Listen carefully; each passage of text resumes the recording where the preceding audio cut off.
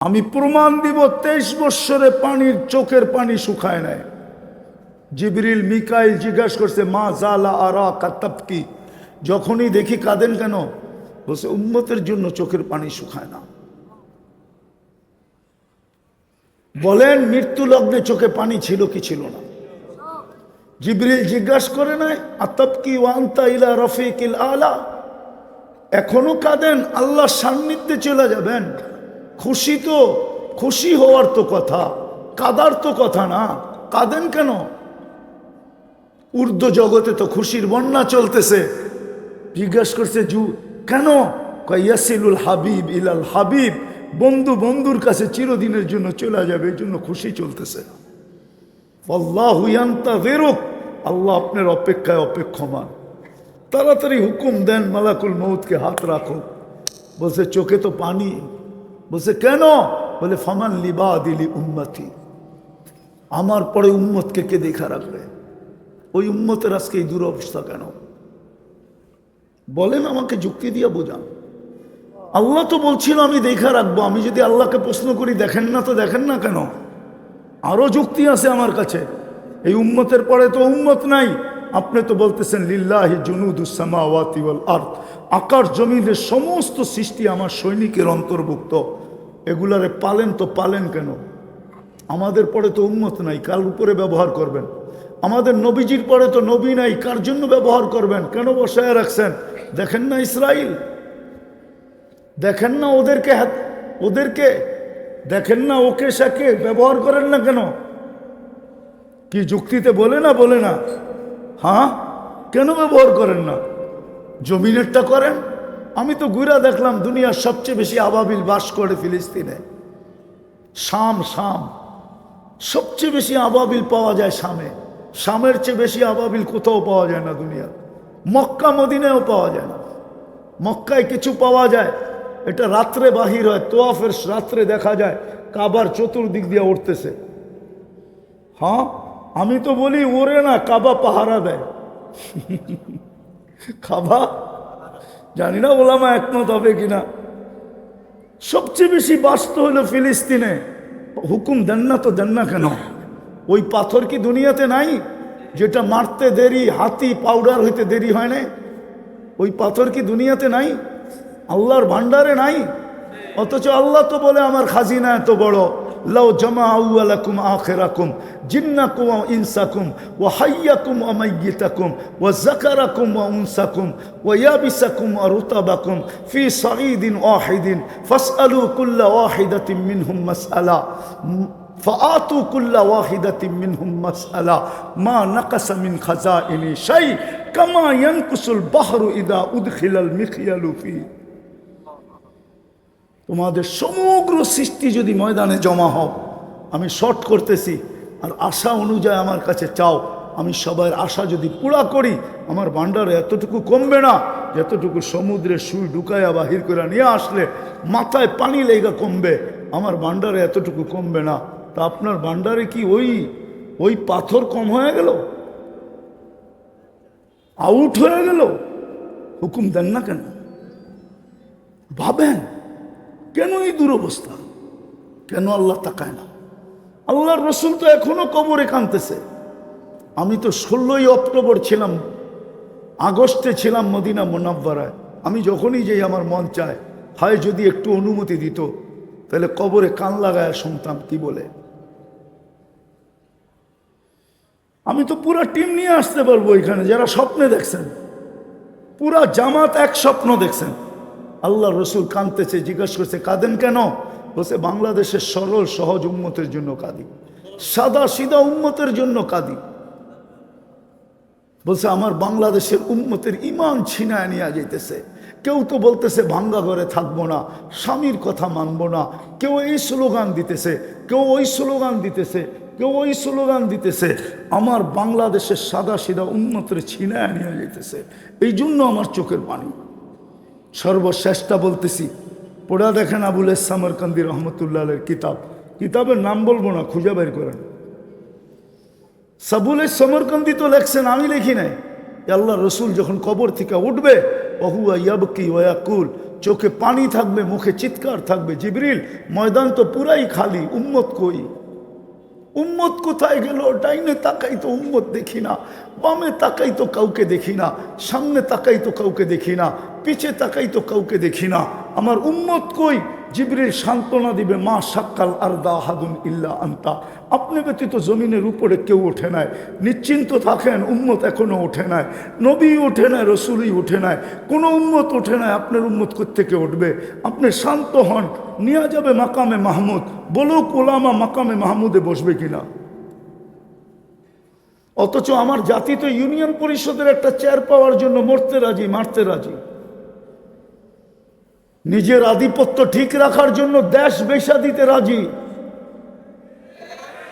না? রাজি না? অথচ মাকামে মাহমুদ পাবে। মাকামে মাহমুদ চিনেন? এটাও তো চিনি না। দুইটাই তো চেয়ার বানাইছিলেন, একটা নিজের জন্য, একটা বন্ধুর জন্য। তৃতীয় চেয়ারের তো কোনো কথাই নাই। একটা নিজের জন্য কুরসি আর একটা বন্ধুর জন্য মাকামে মাহমুদ। বসবেন তো না, হাত রাইকা দাঁড়ায় থাকবেন। আল্লাহ বলবে বসেন, তো বলবো বসবো, তো বসবো কেন? যদি বসলাম, আমার কুরসি যদি আমাকে উড়ায়া জান্নাতে পৌঁছায় দিল, তো উম্মতের কি হবে? কিতাবে তো লেখা আছে, উম্মতের কি হবে? দ্বিতীয় বলছে, আমি বসলে আমার অঙ্গীকার পুরা হবে কি করে? বলছে সেই অঙ্গীকার কি আল্লাহ জানেন? বলছে আমি তো উম্মতকে বসা বইলা আসছি, মাউইদুকুমুল হাউস, হাউজে তোমাদের সাথে সাক্ষাৎ হবে। আমি চাই না উম্মত হাউজে অপেক্ষা করুক, আমি চাই আমি অপেক্ষা করি। পিপাসিত উম্মত আসতে দেরি, আমি যেন পানি পান করতে পারাইতে দেরি না হয়। বলছে তারপর, বলছে দ্বিতীয় আমি মিজানে ছুটে যাব, পাল্লা যদি সামনে না ঝোঁকে, তো আপনার প্রতিশ্রুতি আছে সালতো তা সাফি তু সাফা, তো ওইখানে দাঁড়াই আমি চাইতে শুরু করব। এই প্রতিশ্রুতি কাজে লাগাবো তো লাগাবো কোথায়? ওইখানে যা দেখতে থাকবো পাল্লা সামনে ঝোঁকে কি ঝোঁকে না। যদি সামনে না ঝোঁকে তো চাইতে থাকবো। আপনার অঙ্গীকার আছে সালতো তা, আমি চাইলে নাকি দিবেন, সাফি তু সাফা, সুপারিশ করলে নাকি মঞ্জুর করবেন। আপনার অঙ্গীকার আছে লা ইউখজি কাফি উম্মতিক, কেননা পাল্লা যদি সামনে না ঝুঁকলো, তাইলে তো ঘোষণা হবে শাকিয়া ফুলান ইবনু ফুলান, অমুকের বেটা অমুক, অমুকের উম্মত চিরদিন অসফলতা অর্জন করলো। তো আমি চেহারা দেখাবো তো দেখাবো কি করে? আপনারা বলছেন লা ইউখজি কাফি উম্মতিক, আমি তো মিজানে দৌড়াবো, ওইখান থেকে আমি পলসেরাতে দৌড়াবো। যদি পাল্লা পার না হইতে পারে, হয় আফসোস, আমি তো এই কান্না কানতে কানতে কত বৎসর হয়ে গেল। রাগ হয়ে যাবা তোমরা? আজকে কি বার চলতেছে? হ্যাঁ, দূর, সূর্য ডুবার সাথে সাথে শুক্রবার, ঠিক না? রাগ হয়ে যাবা? পায়ে হাত রাখি, একজন তোলাবাও নাই শুক্রবারে 1000 বার দুরূদ পড়ে, এক তোলাবাও নাই। অথচ দুনিয়া, বাংলাদেশের সবচেয়ে হাই টেকনোলজি দ্বারা এখানে পাক হয়, নেটে দেখি, ঠিক না? অথচ 1000 বার দুরূদ পড়ে না। মনে হয় না 500 বারও পড়ে, মনে হয় না 200 বারও পড়ে, মনে হয় না 100 বারও পড়ে। কোনো যুবক নাই যে 10 বার পড়ে। অথচ হুকুম ছিল রাগ হয় না, পায়ে হাত রাখে। বেতার থেকে বলতেছি, বেতার থেকে, নাইলে বলতাম না, বেতার থেকে বলতেছি। আল্লাহ রসুল হুকুম দিছিলেন শুক্রবারে আমার উপরে বেশি বেশি দুরূদ পড়ো। 6 দিন যাই ঝামেলায় থাকো, শুক্রবার তোমাদের একটু ছুটি থাকে, আমার উপরে বেশি বেশি দুরূদ পড়ো। জিজ্ঞাস দেখো তোলাবার হাদিসে আছে কি নাই। কিন্তু 1000 দুরূদ তো কেউ পড়ে না। অথচ পুলসেরাতে দৌড়ে যাবে, উম্মত ফাইসা গেলে দুরুদের গাঠটি দিয়া পার করায় দিবে, দুরুদের গাঠটি মাথায় দিয়া। আমি লেখি না, ইমাম কর্তুবী লেখছে। হাদিস উঠে দেখেন, আমি ওনার গ্রাম চৈশা আইসা বলতেছি। আমি কর্ডোবা গেছি 2008-এ, আমার সফর ছিল কর্ডোবা, স্পেনের শহর কর্ডোবা, ওটাই কর্তুবী। এখন কর্ডোবা, আগে কর্তুবী ছিল, ওইটাই। আমি দেখে আসছি, ওনার কবরের চিহ্নও পাই না আমি। দরজগার চিহ্ন তো দূরের কথা, কোনো চিহ্ন নাই। কসরুল হামরা আমি ঢুকতে পারি নাই, যেখানে মুসলমান শাসকরা 800 বছর ছিল। কসরুল হামরায় মুসলমানের এন্ট্রি নিষেধ, অথচ 800 বছর রাজারা ছিল। হায় হায়, চোখের পানি কাকে দেখাবো? এই জন্যই তো ছেলেরা আমার দিলে ব্যথা, আমি চিল্লাইতে পারি না, নাহলে জোশ এক সময় ছিল। ওই মসজিদ যেটা 1100 পিলার, ওই মসজিদে আমি পশ্চিম দিকে মুখ করে 1 সেকেন্ড দাঁড়াইতে পারি না, জুতা পড়া ঢুকতে হয়েছে। আমার সাথে একজন পুলিশ ছিল, নামাজ তো দূরের কথা, পশ্চিম দিকে মুখ করার সাথে সাথে বলছে নো নো নো, পশ্চিম দিকে মুখ করা যাবে না। 1100 পিলার। আমার এই চশমা পাতলা না, এর ভিতরে একটা মোটা লেন্স লাগানো আছে। আমার চোখের পানি শুকায় গেছে। আমি কম দুনিয়ায় কাঁদি নাই, কম জায়গা আমাকে কাঁদায় নাই। আবু আবদুল্লাহ উন্দুলুসি রহমতুল্লাহ গ্রাম আমাকে কাঁদায় দিছে, নাসির উদ্দিন আলবানির গ্রাম আমাকে কাঁদায় দিছে। একদিনে 5 লক্ষ খ্রিস্টান, মুসলমান খ্রিস্টান হয়েছে নাসির উদ্দিন আলবানির গ্রামে। আমি ওনার কবর জিয়ারত করছি আম্মানে, আম্মান শহরে ওনার কবর আছে। আমি কম জায়গায় কাঁদি নাই, এই জন্য ব্যথার থেকে আমার ওয়াজের স্টাইল ভিন্ন। আমি আপনাদেরকে বাবাইতে চাইতেছি, এই দুরবস্থা কেন আজকে? যারা মাথার উপরে থাকার কথা ছিল তাদের এই দুরবস্থা কেন? ফিলিস্তিন দুরবস্থা যদি না হইতো তাহলে 160টা মুসলমান দেশ, 60টা মুসলমান দেশ। গত অক্টোবর, এই অক্টোবরে 2টা জাতিসংঘের বাৎসরিক সেমিনার গেল, সম্মেলন গেল। 60টা মুসলমান দেশের কর্ণধার রাষ্ট্রপ্রধানরা উপস্থিত ছিল। ওর ভিতরে এরকম 4টা রাষ্ট্র ছিল যাদের টাকার উপরে দুনিয়ার কোনো টাকা নাই। কুয়েতের টাকার উপরে দুনিয়ার কোনো টাকা নাই, বাহরাইনের টাকার উপরে দুনিয়ার কোনো টাকা নাই, ওমানের টাকার উপরে দুনিয়ার কোনো টাকা নাই, ব্রুনাইয়ের টাকার উপরে দুনিয়ার কোনো টাকা নাই। আমি হাতে নাইরা বলতেছি, আপনি নেটে চার্জ দিয়ে দেখেন, না ডলার, না পাউন্ড, না ইউরো, সব পায়ের কাছে এগুলা। আমি তো বলি 12টা দেশ যদি এক হয় সারা দুনিয়া কিনতে পারে। চ্যালেঞ্জ। আমি চিনি ওই ড্রাই ক্লিনার, আমি চিনি। আমি ইংল্যান্ডের ওই দোকান চিনি যেখানে কাপড় ওয়াশ করে, শুধু এক ফ্যামিলির কাপড় ওয়াশ করে আমি চিনি। ওইখানে রানীর কাপড় পর্যন্ত ওয়াশ করা নিষেধ। সকালে ফ্লাইটে যায়, বিকালে ওয়াশ হয়ে ফিরে আসে। আমি চিনি, ওই দোকান চিনি। আমি ইটালির ওই কারখানা চিনি যেখানে এক ফ্যামিলির জুতা তৈরি হয়। আপনি নেটেও পাবেন, সার্চ দেন। আমি তো চোখে দেখে বলতেছি, আমি ওই কারখানা চিনি। আমি ইটালি গেছি, আমি ফ্রান্সে, পুরা ইউরোপ আমার 2008-এর সফর ছিল। এন্টার ইউরোপ আমি সফর করছি 2008-এ হাজি আব্দুল ওয়াহাব সাহেব রহমতুল্লাহ আলাইহির সাথে। তারপরও আমি ফ্রান্স গেছি। আমি চিনি ওই হোটেল যেখানে কুকুর থাকে, 7 স্টার হোটেলে কুকুর থাকে, বৈশা বৈশা সারাদিন কার্টুন দেখতে থাকে। 2 বেলা ওকে শ্যাম্পু দিয়ে ওয়াশ করা হয়। দুনিয়ার দামি দামি ব্র্যান্ডের বিস্কিট খায়, কেননা কুকুর নিয়ে তো সফর করতে পারবে না। হোটেলে কুকুর রেখে গেছে, 7 স্টার হোটেলে। আমি চিনি ওই হোটেল প্যারিসে। দুরবস্থা কেন আমাদের? 2টা সেমিনার গেল, কিন্তু ইসরায়েলের বিরুদ্ধে একটা ছোট নিন্দা প্রস্তাব পাশ করতে পারে। বলুক পারছে কিনা? এটা কি দুরবস্থা না? না দুরবস্থা না? আমাদের দুরবস্থা যদি না হইতো, আমি চিনি এই মিরপুর। আমি যদিও খিলগাঁয়ে থাকি, কিন্তু বড় হইছি তো ঢাকা শহরে। আমি এই লালমাটি চিনি, কোন পর্যন্ত মিরপুর ছিল আমি চিনি। উর্দু হোটেল পর্যন্তই মিরপুর ছিল, শুধু চিড়াখানা পর্যন্তই মিরপুর ছিল, আর মিরপুর ছিল না। আমি চিনি। আজকেও মিরপুরে পাওয়া যাবে প্রাণীবাদীরা শীতের দিনে সকালে জ্যাকেট নিয়ে আসে, সোয়েটার নিয়ে আসে কুত্তারে পরানোর লেগা। না আসে না? নাই মনে হয় মিরপুরে, আমার খিলগাঁয় তো আছে। ফজরের পরে দেখি খাওয়া নিয়ে আসে খাওয়াইতে, বৃষ্টির ভিতরে কিন্তু আজ পর্যন্ত তো কোনো প্রাণীবাদী ইসরায়েলের বিরুদ্ধে ছোট একটা প্রতিবাদ লিখলো না। বোঝা গেল ওরা আপনাকে প্রাণীও মনে করে না। এটা কি দুরবস্থা না? বাংলাদেশে কি প্রাণীবাদী সংস্থা নাই?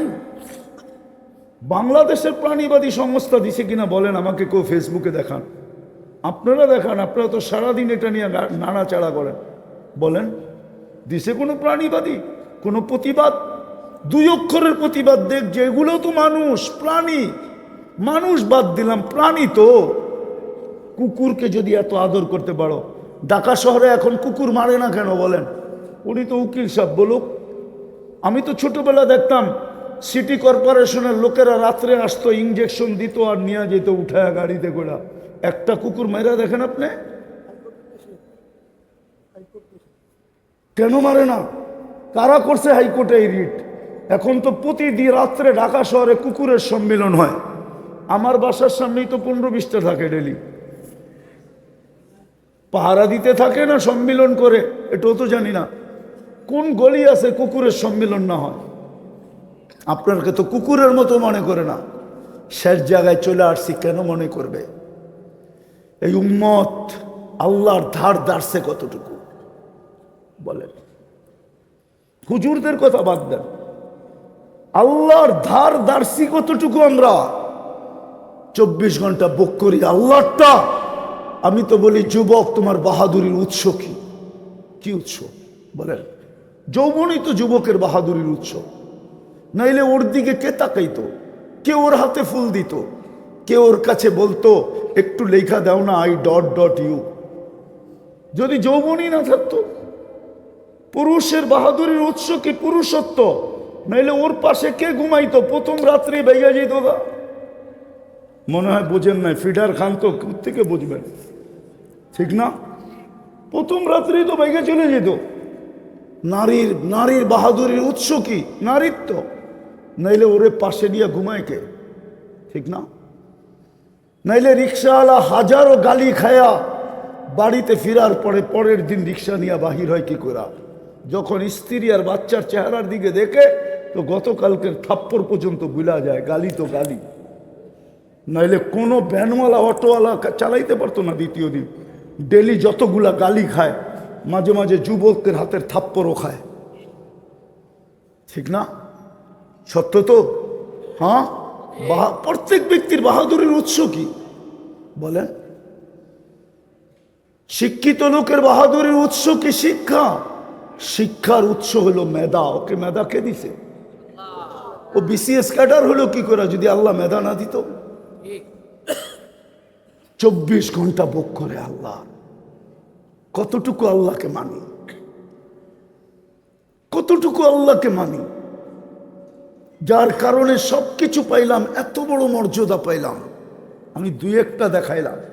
ইচ্ছা করলে সুযোগ হইলে সেঞ্চুরি দেখানো যায়। এই উম্মত যে বড় বড় মর্যাদা পাইছেন মুহাম্মদুর রাসূলুল্লাহর কারণে। আমি তো বলি এই উম্মত তো এক রাত্র কতদিন? 83 বৎসর, ঠিক না? 80 বৎসর বাঁচার পরেও যদি মরে গেল 80 বৎসরের মাথায় কমপ্লিট করা, আর আল্লাহ যদি জিজ্ঞেস করলো কতদিন ছিলে? 80 বৎসর। দে হিসাব। এত রাগ হন কে লেগা? দাঁড়ান, এক রাত্রের দিয়া নেই। আল্লাহ যদি বলে এক রাত্র, এক রাত্রই তো 83 বৎসর। 4 মাস ছিলাম 80 বৎসর। 80 থেকে 80 বাদ দিয়া দেন, তারপরও 3 বৎসর 4 মাসের পাওনা আপনার কাছে আমি। আর যদি মানতে কি তরতিবে দেখাইতে যাই, ওই 3 বৎসরের ভিতরে আবার 3টা লাইলাতুল কদর আছে, ওইটার পাওনাও আমি। আপনি পাইবেন কোত্থেকে আমার কাছে? এত বড় বড় চোখ করেন কেন? হাসার জন্য না, বাবার জন্য, যে রসুলের কারণে পাইলাম। আজকে ওনার ইজ্জত রাখলাম কতটুকু? শেষ জায়গায় চলে আসছি, সব বাদেই দিলাম। এই উম্মত যদি একটা কাজই করতো, 2টা কাজই করতো, যে কিছু করতে পারি না, ডেলি যদি আল্লাহর কাছে তওবা করতো। আদম আলাইহিস সালাম তো বলতেছে উম্মতে মুহাম্মদীর সাথে এরকমই পীড়িত আপনার। বলছে কেন? তো আমি একটা ভুল করতে দেরি জান্নাত থেকে বাহির করতে দেরি করেন নাই। উম্মতে মোহাম্মদী তো সারাদিন গুনাহ করবে, রাত্রে তো ডাইকা ডাইকা গুনাহ মাফ করবেন, আবার জান্নাত হাতে উঠায়া দিবেন। এখন কি আল্লাহ ডাকতেছে না হালমিম মুস্তাগফির ফাগফির আল্লাহ? এখন কি ডাকতেছে না? না ডাকতেছে না? কেমন মোহাব্বত, কেমন ভালোবাসা, কেমন পীড়িত, যার কারণে পাইলাম। একটা কাজ যদি করতো, কিছু করতে পারে না, সারাদিন যদি তওবা করতো, নাইলে ঘুমানোর সময় তওবা, নাইলে উঠা তওবা, কিছু করতে পারে না যদি একটা কাজ করতো। 5 বার ডেলি আল্লাহ ডাকে। কে ডাকে? কে ডাকে? কে ডাকে? আরে কোন আল্লাহ ডাকে? শুধু আল্লাহ তো ডাকে না, সাথে সাথে তো রহমানও ডাকে, রহিমও ডাকে, মালিকও ডাকে, কুদ্দুসও ডাকে, সালামও ডাকে, মুমিনও ডাকে, মুহাইমিনও ডাকে, আজিজও ডাকে, জব্বারও ডাকে, মুতাকাব্বিরুল খালিকুল বারিউল মুসাব্বিরুল গফফারুল কহ্হারুল ওয়াহাবুর রাজ্জাকুল ফাত্তাহুল আলিমুল কাবিদুল বাসিতুল খাফিদুর রাফিউল মুইজ্জুল মুদিল্লুস সামিউল বাসিরুল হাকামুল আদলুল লতীফুল খবীরুল হালিমুল আযীমুল গফুরুল শাকুরুল আলিয়ুল কবীরুল হাফিজুল মুকিতুল হাসিবুল জলিলুল করিমুল রকিবুল মুজিবুল ওয়াসি আল হাকিমুল ওয়াদুদুল মজিদুল বাঈসুল শহীদুল হকুল ওয়াকিলুল কবিয়ুল মতিনুল ওয়ালিয়ুল হামিদুল মুসি আল মুবদি আল মুঈদ আল মুহয়ি আল মুমিত আল হাইয়্যু আল কাইয়্যুম আল ওয়াজিদ আল মাজিদ আল ওয়াহিদ আল আহাদ আল সামাদ আল কাদির আল মুক্তাদির আল মুকদ্দম আল মুআক্খার আল আউয়াল ওয়াল আখির আল যাহির ওয়াল বাতিন আল ওয়ালি আল মুতাওয়ালি আল বাররু আত তাওয়াব আল মুনতাকিম আল আফু আর রউফ মালিক আল মুলক যাল জালালি ওয়াল ইকরাম আল মুকসিত ওয়াল জামি ওয়াল গনি ওয়াল মুগনি আল মানি আদ দার আল নাফি আল নূর আল হাদি আল বদি ওয়াল বাকি আল ওয়ারিস ওয়ার রশিদ আস সাবুর জাল্লে জালালু। 99 পদের মালিক আল্লাহ ডাকে, তারপরও 90 ভাগ মসজিদে আসে না। তো দুরবস্থা হবে না তো হবে কি? দুনিয়ার সামান্য পদস্থ মানুষের ডাকে সাড়া না দিলে যদি হাতকড়ি পড়তে হয়, আর যদি পায়ে বেড়ি পড়তে হয়, আর যদি জেল জরিমানা সইতে হয়, তাহলে আল্লাহ তো আল্লাহ, উনি ডাকে। নামাজের জন্য তো ডাকে না, নামাজ তো বাহানা, নাহলে আমরাই কি আর নামাজি কি, ঠিক না? চড়াই পাখি কত বড়, আর রানলে জলই হইব কতটি, ঠিক না? কি রাগ হয়ে গেলেন? আমার সমাজের একজন লোক আইনা দেন আপনি, যে ওলামাদের কাছে আইসা 2 রাকাত নামাজ উচ্চ স্বরে পড়া লেখায় নিয়ে গেছে যে আপনার সব ঠিক আছে। একজন 3 চিল্লা আলা আনেন, একজন চিল্লা আলা আনেন, একজন পীরের মুরিদ আনেন, পাবেন তো না। এইখানেই আছে একজন, বলো। ও তো কিতাব দেখে নামাজ শিখছে, ঠিক না? সত্যায়িত তো করে নাই, তাহলে আমাকে নামাজই কি? আল্লাহ তো নামাজের জন্য ডাকছিলেন না, ডাকছিলেন তো বন্দার সাথে কথা বলার জন্য। এই জন্যই তো আমি বলি, ফজরের সময় ডাকে, রাতটা পার হয়ে গেল, তোর লোকে কথা হইলো না, ওঠ না, চল দুইজনে একটু কথা কই না। দুপুরে বলে সেই সকালে কথা হইলো, এখন তো দুপুর হয়ে গেল, চল না একটু কথা কই না। আসরে ডাকে, সেই দুপুরে কথা হইলো, এখন তো আসর হয়ে গেল, চল না একটু কথা বলি না। মাগরিবে ডাকে, সেই আসরে কথা হয়েছে, এখন তো রাইত হয়ে গেছে, আয়না একটু কথা বলি না। বলে এশায় কেন ডাকে? বলে এশা এই জন্য ডাকে যে সকাল এখনই তো ঘুমায়া যাবি, সকালে উঠাইলে না উঠবি, যদি না উঠাইলি তাইলে তার কথা হবে না, চল না দুইজনে একটু কথা বইলা ঘুমাই না। যদি তুই চইলেও যাস, চইলেও আসোস, তাইলে যেন আমি বলতে পারি কথা বইলেই আসছে, আমার কাছে রাখো। কি বইলে আসছে? কথা বইলেই কয় না, ধমক দিয়ে, আরে খোল, আমারে ফোন করে আইছে। কি বলে? ধমক দিয়া কি বলে? খাদেম রে, আরে খোল, আমারে ফোন করে আইছে। আল্লাহ বলে আশারের নামাজ এই জন্য যে একটু পরে ঘুমায় যাবি, উঠাইলে তো উঠবি, নাইলে কোত্থেকে উঠবি? আয় দুইজনে কথা বলে ঘুমাই। আর যদি উঠেই আসলি, তাহলে আমি বইলা দিব আমার সাথে কথা বইলা আসছে, বেশি বিরক্ত করো না, তোমরা ঘুমাইতে দাও আমার পাশে, জাফি এল্লি গিয়ে আমার সান্নিধ্যে রাখো। আজকে 90 ভাগ পড়ে না। বিদায় আসেন, শেষ কথা আসেন, তওবায় অভ্যস্ত হই, তওবা করি, তওবা। আর জানেন আপনারা তওবা কেন নাজিল হয়েছে? নাইলে নাজিল হতো না। কিতাবে আছে, ফেরাউন শয়তান যখন বলতেছিল লাউগবিয়ান্না ইবাদাকা আজমাইন, আমার 1,85,000 বৎসরের ইবাদত জলাঞ্জলি, 60টা উপাধি আমি অর্জন করছিলাম, সব ধুলায় মিটা গেল। প্রথম আকাশে আমাকে আবেদ বলে ডাকা হইতো, তারপরে জাহেদ, তারপরে আরেফ, তারপরে তকি, তারপরে ওলি, তারপরে খাজেন, তারপরে আজাজিল। সপ্তম আকাশের উপাধি নিয়ে শেখ সাদি রহমতুল্লাহ আলাই কবিতা লেখছেন, তাকাব্বর আজাজিল রাখা রেখার অফিল আরশি মকতুবুল ইবলিস। সব জলাঞ্জলি গেছে, আমি সব দিনে গুমরা করে ছেড়া দিব। ফেরেশতাদের কান্নার ভিতরে এই দিনও কাঁদতেছিলেন, চিৎকার দিয়ে আল্লাহ কি হবে, সব গুমরা করে দিবে। আপনি দেখেন না, ও বলে তো বলে কি, পাগলা বলে তো বলে কি, ওর মাথা নষ্ট হইলো তো হইলো কেন? তা আল্লাহ হাসতেছিল আর বলতেছিল, চিন্তা করো না, মা জালা আস্তাগফির, মা জালা নাজালতু ইস্তিগফার, মা জালা ইস্তাগফির আগফির। বান্দা যখনই তওবা করবে আমি মাফ করে দিব। আল্লাহ ইস্তিগফার নাজিল করছেন। জাতি যদি ইস্তিগফার করতো, কিছু না করো। আজকে তো ইস্তিগফার কেউ করে না, কেউ করে না ইস্তিগফার।